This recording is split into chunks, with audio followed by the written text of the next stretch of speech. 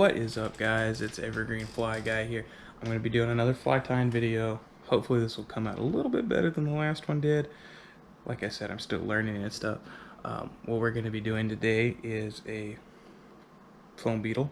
This is the one I tied earlier. I didn't have much trouble with it. It seems like it's a very straightforward fly. And it's just kind of fun to tie. And before we get into all the specifications and start tying and stuff, there's a few things I want to address.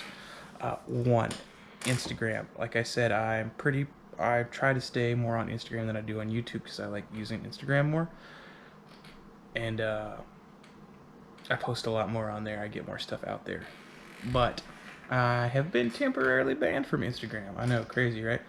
No, I haven't done anything weird or anything like that or been breaking violations. Well, they say I have. Now, what the thing says is that I was using a third-party app or software. Care about the. If you know me, I don't care about the likes. I don't really give a crap about the likes. I don't even care about followers. I just like to get my content out there, and I like to interact with other people. So that's why it's really disheartening that the ban is there. I've put in a request and appeals and stuff, but I don't actually see them actually even looking at it. The ban will probably be lifted before they even view it or bother to look at it or anything. That's just kind of how it goes with this type of stuff, unfortunately. Now, for the reasoning for it, I can't figure out why. Now, I have a few theories in mind, one of which is I was unfollowing a lot of people. Because if you go look at my Instagram, I'm following a lot of people because when I used to run this with another person, they often spam followed a lot of other fishing pages so we could get our name out there and we could interact with other people. And in hindsight, that's been a really bad idea because 90% of those accounts are inactive now. And all the ones that we used to interact with 4 years ago, I guess it is now, since this was created, like 2015, so 4 or 5 years coming up. It's been at least 4, yeah. But yeah, all those people we used to interact with, the same ones, are actually still active, and that's only just a handful of people, like maybe 30, 40 people. And I if you follow me on Instagram, I will follow you back. But if you go inactive, I will unfollow you. I'm sorry, that's just how it is. But yeah, can't follow anybody. But been doing a lot of unfollowing. That's the point of it. And I don't know if that like triggered something. I know after you unfollow so many people, you get a thing that's like, hey, stop doing it. And that's when I'm like, okay, I'm done for the day. I'll unfollow more people tomorrow. I don't know if that was something. But on another note, the guy I actually made the Instagram with, he's in several of the pictures. We've had lots of videos together. He was a close friend. I don't want to say not friends anymore, because I wish him the best and stuff. We just see differently nowadays, and that's fine. You know, people have their own differences. I don't hope he fails or anything like that. I just hope that this wasn't like a sabotage ordeal that he's trying to do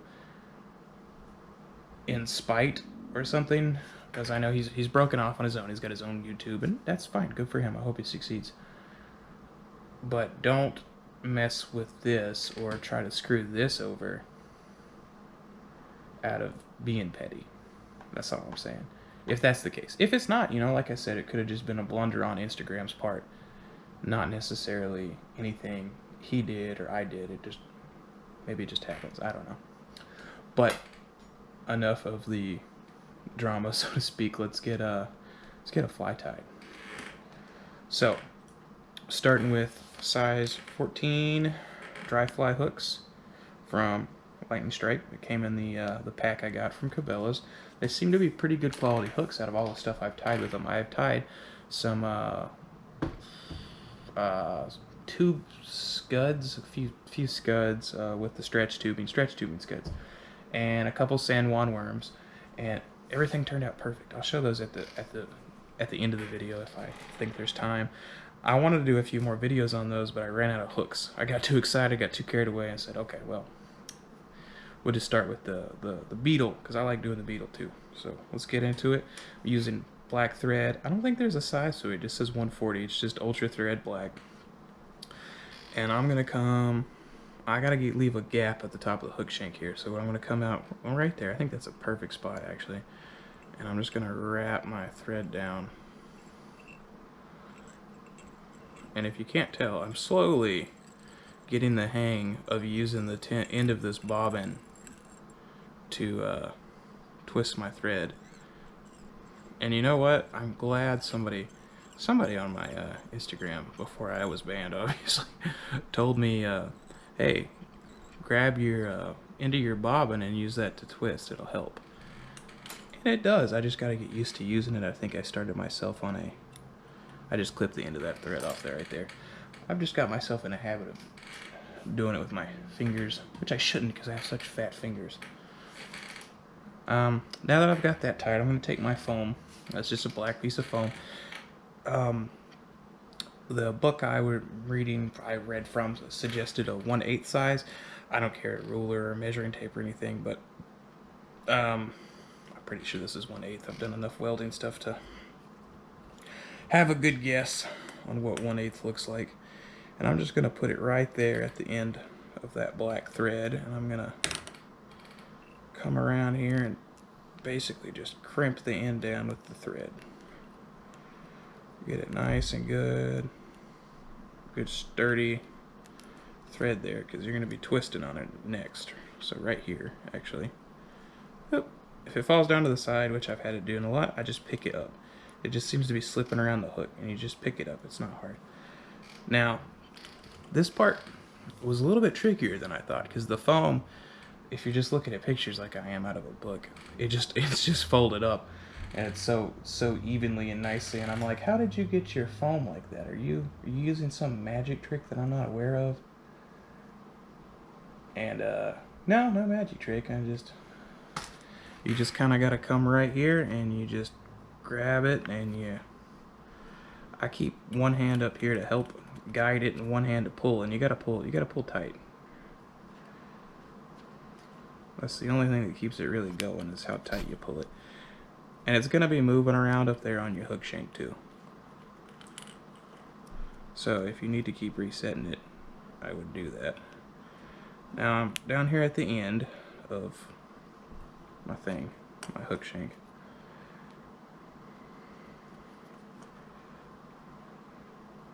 So now I'm going to take the thread again, and I'm going to kind of pull it around here, give it some grooves as I go down.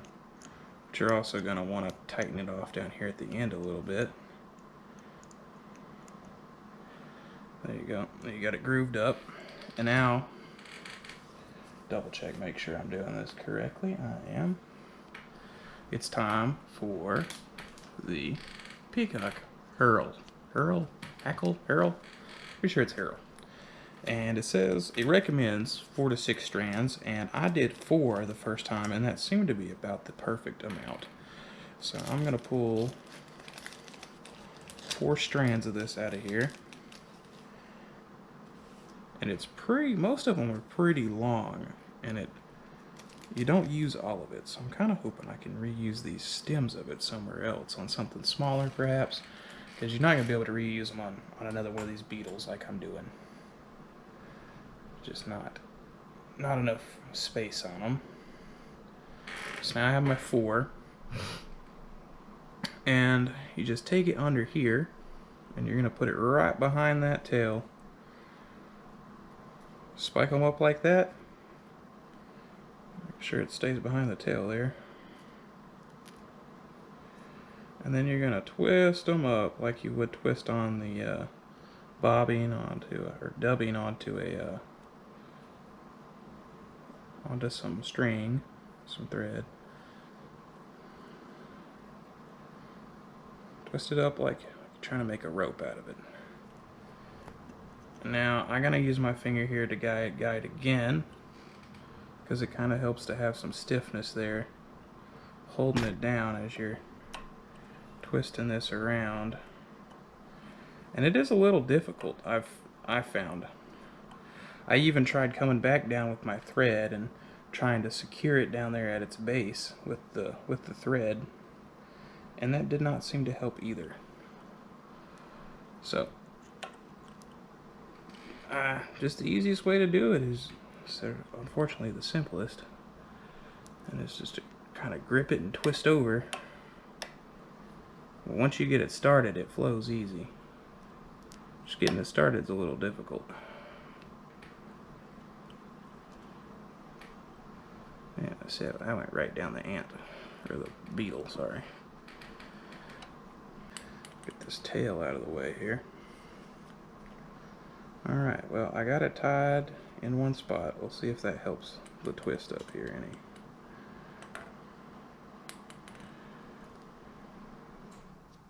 Oh yeah, okay. Now we're making some progress.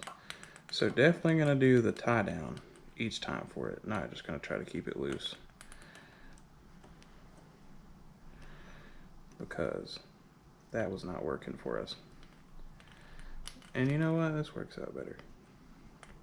Anyway, now I've discovered something, and I'm happy about that. Alright, here we are at the front. Take it up a little bit, tie it off. Uh-oh.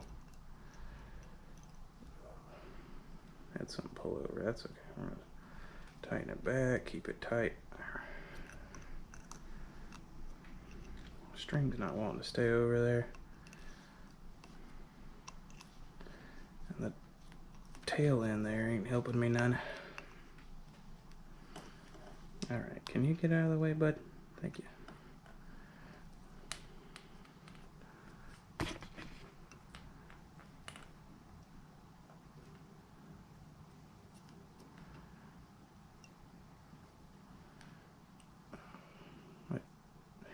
Heckle split apart for a second.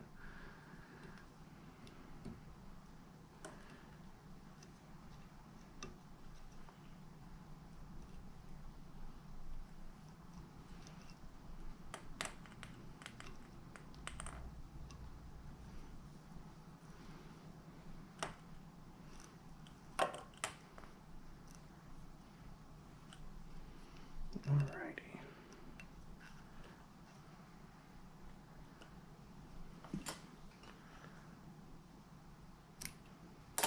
There we go, there's that. Alright, final part. We're taking our foam and we're going up here to the head and we're tying it down. Simple as it could be. Simplest part, just flipping it back, tying it around the eye of the hook there, and we're just taking it around and getting some good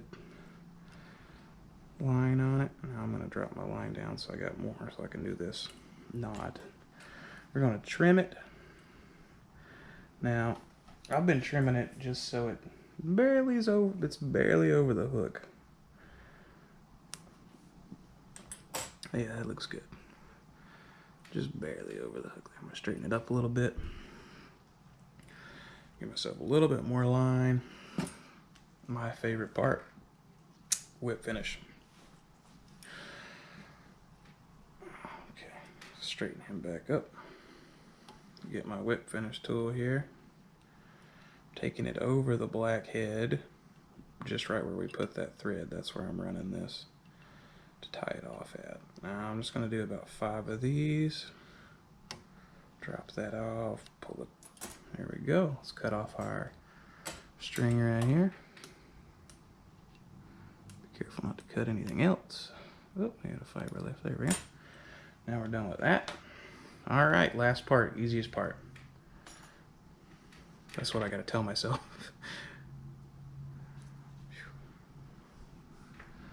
Now I'm gonna coat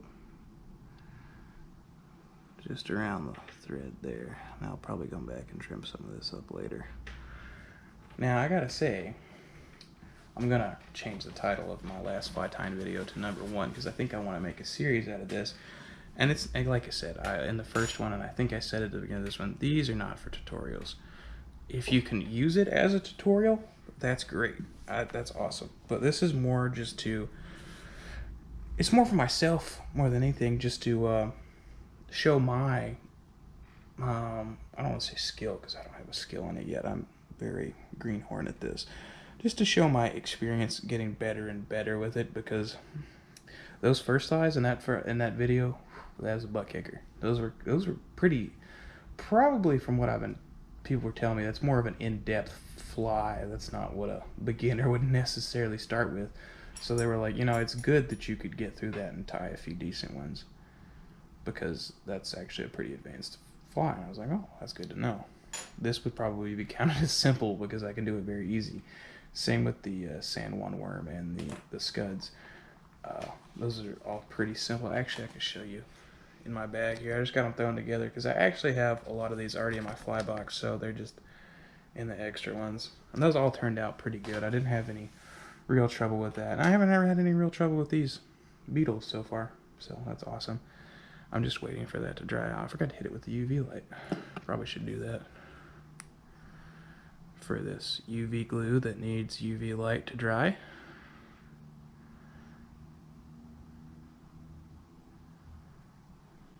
I don't really know the exact way to really do this. I don't even know if you got to hold it on it.